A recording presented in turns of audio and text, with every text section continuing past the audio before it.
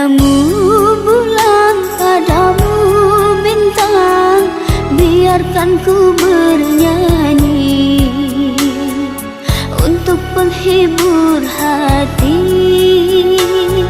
hati yang lagi sedih.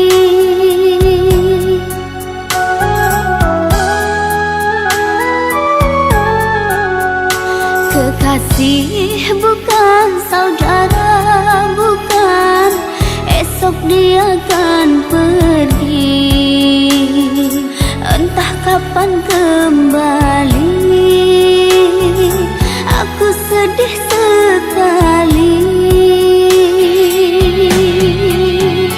Mengapa kini baru terasa setelah jauh darinya, hidup terasa hampa.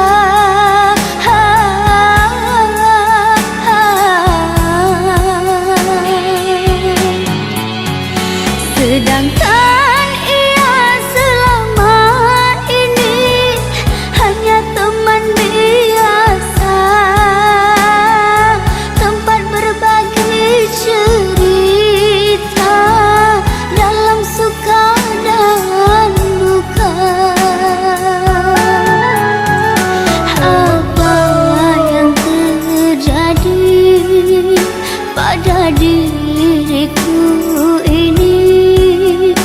Hati terasa sunyi setelah ditinggal pergi.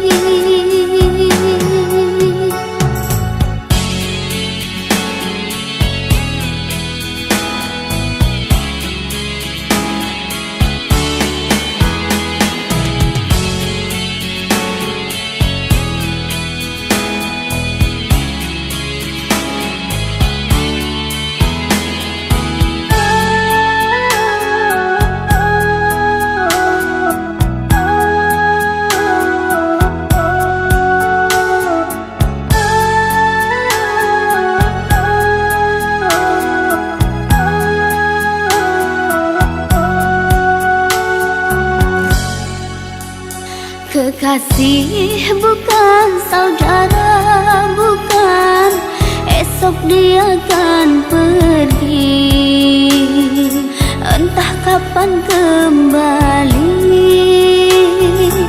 Aku sedih sekali.